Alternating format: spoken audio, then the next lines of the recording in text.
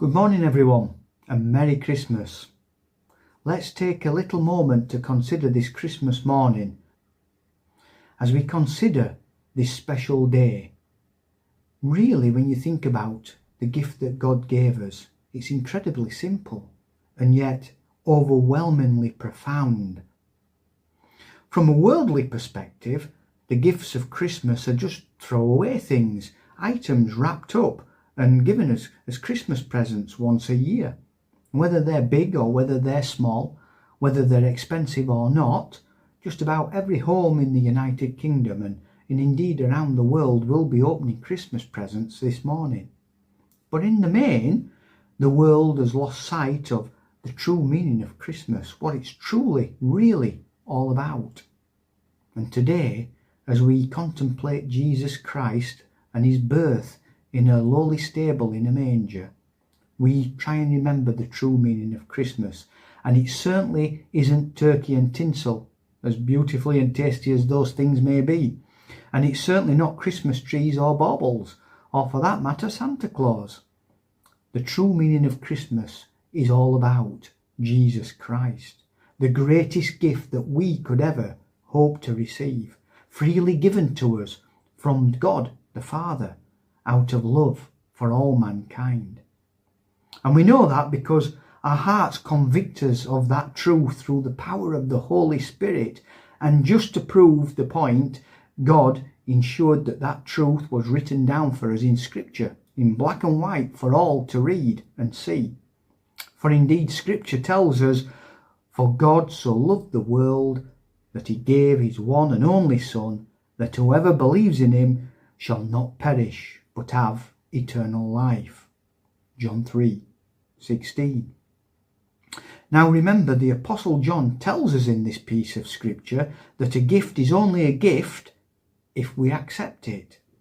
But what a gift that gift of Christ was, that special Christmas morning all those years ago. But the truth of the matter is this: Jesus is a gift so immense that he changed everything for everyone throughout all eternity. Whether you accept him as Lord and Saviour or not, his birth was foreknown by God and his coming foretold in Scripture. Didn't the prophet Isaiah write, "For unto us a child is born, unto us a son is given, and the government will be upon his shoulders, and his name shall be called Wonderful Counselor, Mighty God, Everlasting Father, Prince of Peace." Isaiah 9:6. Notice the language of Isaiah. Unto us a son is given. Jesus is God's gift to humanity. He came as light into a dark world, hope to the hopeless and life to the dead. Think about this for a moment. God's gift to us was given before we were even conceived, a gift that we never truly deserved and one we could never hope to earn. And yet God, in his infinite love, gave us his only Son. What greater love could there be? So Jesus is the ultimate expression of God's heart towards us, a heart full of love, mercy and grace. Jesus was a gift so life-changing that the gift didn't just affect his own generation, but every new generation born for the last 2,000 years. A gift, once accepted, saves us from the corruption of sin and reconciles us back with God himself. And better still, the gift of Jesus Christ is eternal. It is only through Jesus that we are offered forgiveness, salvation and peace. A great gift that is truly beyond our limited understanding. I love the line in 2 Corinthians 9 where Paul, he bursts out in praise and he says, "Thanks be to God for his indescribable gift." It's true. Jesus Christ is indescribable, because his worth, his purpose, and his impact is beyond all measure. He came to take away the sins of the world, and through his life, death, and resurrection, he offers us eternal life this morning. This gift meets our greatest need, and without him we're lost and we're broken and we're without hope. But with him we are redeemed, we're forgiven and made new. So God's gift to us has purpose to save, to restore, and to bring us back into his family.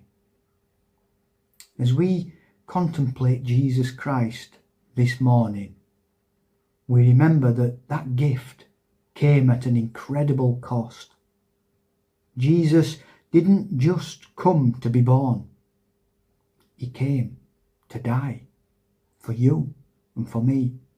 His body was broken and his blood was shed to bring us back to God. And today we acknowledge that sacrifice. Let's focus on the joy of God's gift to us, because the gift of Jesus is not just something that happened in the past. He's alive today, and his presence is with us this morning. That's something to be truly joyful about. And as we think about Jesus this morning, as we contemplate taking the cup and eating the bread as we remember his birth and his death, just ask yourself, am I truly treasuring this gift? Because such an extraordinary gift demands a response. It truly does. Do we receive him with gratitude? Do we live in the light of it? Or do we at times leave it unopened, sitting on the shelves of our lives? I'd say most of us who are listening to this video this morning will know the true worth of Jesus Christ. So at Christmas time, let's celebrate God's greatest gift to all of us, Jesus Christ. A gift not wrapped in ribbons or bows, but in the flesh. Emmanuel, God with us. A gift that just keeps on giving forgiveness and peace and salvation and eternal life.